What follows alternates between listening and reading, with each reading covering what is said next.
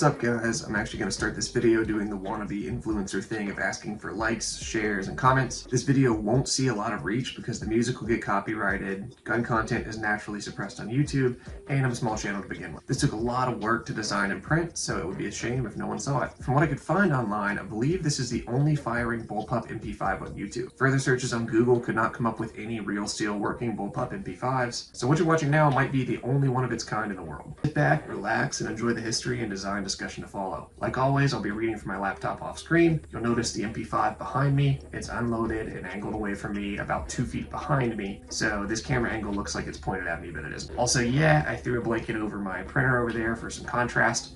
You get what you pay for from somebody with 1,000 subs. For those wondering about my sources, I have to cite common knowledge, and it's strongly encouraged to fact check your sources that are widely available all over the internet.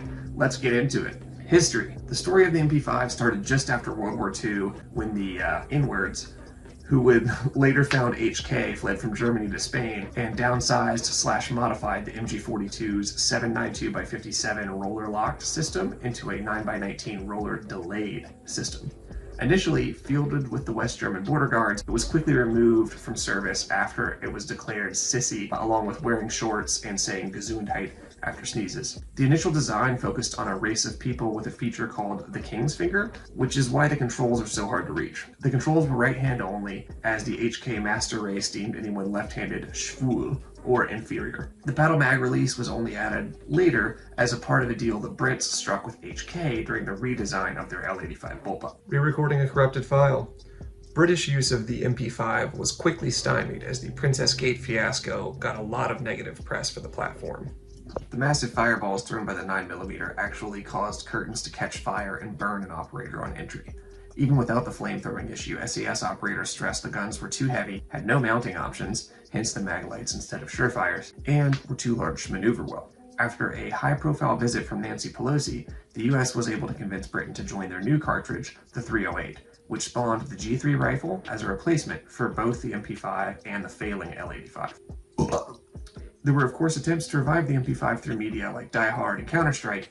Unfortunately, the website Rotten Tomatoes saw 94% of people choose to throw Rotten Tomatoes at the film. In the video game space, people thought Carl's AUG was more meta, and the pros rejected the MP5 in favor of the Deagle during most gameplay. Unfortunately, that's where the MP5 story ends. In 1990, FN released the P90 with superior ambi ergonomics, a beloved progressive full-auto trigger, lighter weight, and a package no wider than a man's shoulders, and all firing the new and armor-disintegrating 5.7x28 bottlenecked cartridge.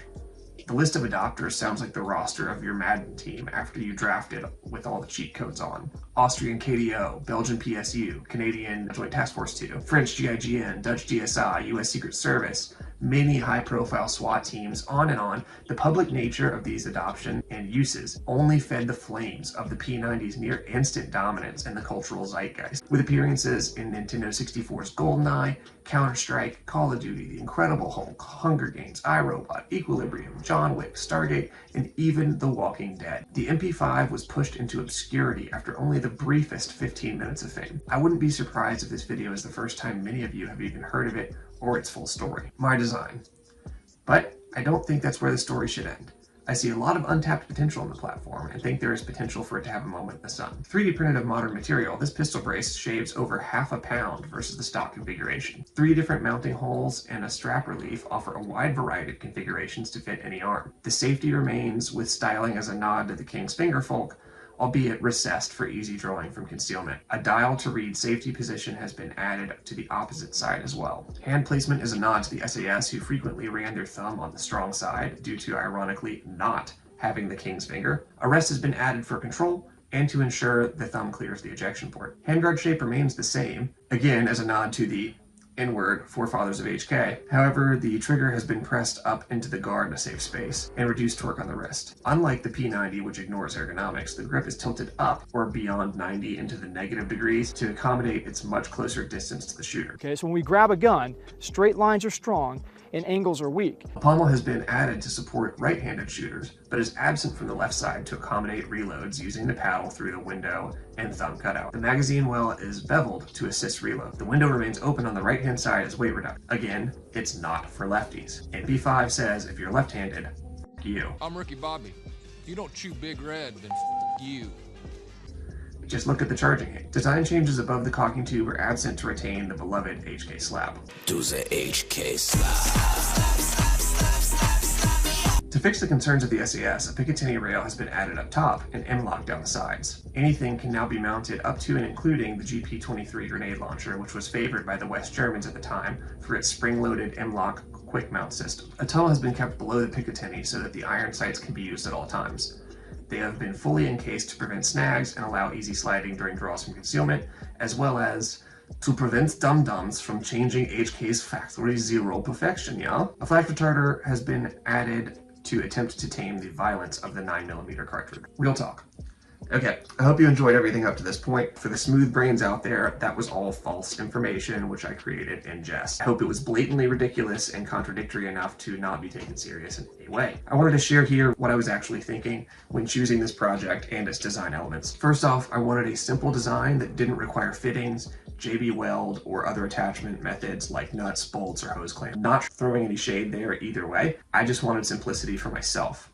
I wanted something that could be entirely printed on a fairly regular, if XL sized printer. The MP5 was small enough to print for and already had, in my opinion, a very bad trigger, so I didn't feel that making it a bullpup would actually make anything worse. I was also never a fan of the claw mounting system HK came up with, so being able to pick rail over the whole thing seemed nice. It was good for its time, don't get me wrong, but future's now, old man. I joked about it a lot, but the MP5, as much as I love it, is really not very ergonomic in its stock configuration. The safety is one-sided and can't be reached by most from a firing grip. Paddle mag releases suck compared to buttons, but the button is also out of reach for most shooters. The cocking handle really doesn't work for lefties, although I do like it better than the ART handle since I'm right-handed myself. And again, the MP5 slap is iconic. All these drawbacks actually made it possible to bullpup without making it insanely worse, only a little worse. The fact that it is the premier CQB weapon also makes it that much funnier to me to try and make shorter or like quote quote better. A fan base of the MP5 would be sure to react to such an abomination. Then there's the bullpup haters and the funny, you know what, fuck you, bullpup's your ex memes. I'm actually a huge bullpup fanboy, but really think the idea needs a gun designed from the ground up as a bullpup rather than just kits to slap onto guns that were never designed to be bullpups in the first place. I also have to call out that, of course, the memes look more ridiculous than what I made, but I had to work with real-world physics and wanted to create something that could actually fire when printed. Again, I really limited myself by only using parts I could print at home with no special fasteners or attachments. Another key piece here is that the design lets me use most of the MP5 parts as is, so there aren't any major structural or safety concerns. This is a 3D chassis, not a 3D gun, so there is no risk of anything going boom. Going with the mag through the grip design really does keep the balance nice and usable. Going all the way forward with the grip and trigger, like a lot of memes do, sets hands where they may end up in front of the muzzle, and one-handed use would be way rear balanced. There was one iteration where I tried to make the thumb rest work as a safety so that it could be activated with the firing hand, but this overcomplicated the design, so I went back to the recessed original switch. I know a lot of people will be freaked out by not having their thumb around the grip, but it honestly isn't needed. You can test this at home with any unloaded and safed rifle in a safe direction. Most control is driven by the left arm or the support arm. Just try and snap from target to target with only your left arm, and then try again with only your right arm, and you'll see that lefty's doing all the work. On the traditional MP5, the safety situation actually did lead to a lot of real-world use on the MP5 of the thumb on the same side to better reach the safety. They'd run ambi safeties and then keep the thumb on the same side. This is still a work in progress for me, and the newest iteration has QD cups for sling mounting, but that change alone wasn't different enough for me to want to reprint everything, especially when prototyping. Printing parts over and over again can get expensive, and price aside, it takes hours per print. Another note on this one is that I wanted it in kind of an urban or wolf gray color. Descriptions on Amazon are typically long, so I ignored the ellipsis when I ordered the filament. So like a lot of times on Amazon, it won't just say like, you know, gray filament. It'll say gray 2 kilogram spool within this much tolerance of a PLA filament made by this company. And so like it has to just do a ... So I just saw gray ... thought that's what I wanted. It turned out the ... actually was hiding that it was gray green, and this looks way more green than it does gray, but whatever, I'm not gonna send it back. I just printed it as it is. Outro. If you made it this far, thanks for watching and your interest and support. What do you think? Fun range toy / meme gun? elite SOF game changer? What should I have done differently that's actually realistic? Finally, would you be interested in hearing more about how the chassis actually attaches and seeing how the inner parts work? I could take you through something like this here on Fusion if you want. Let me know your thoughts, and if you want to see a little more on this one, thanks again.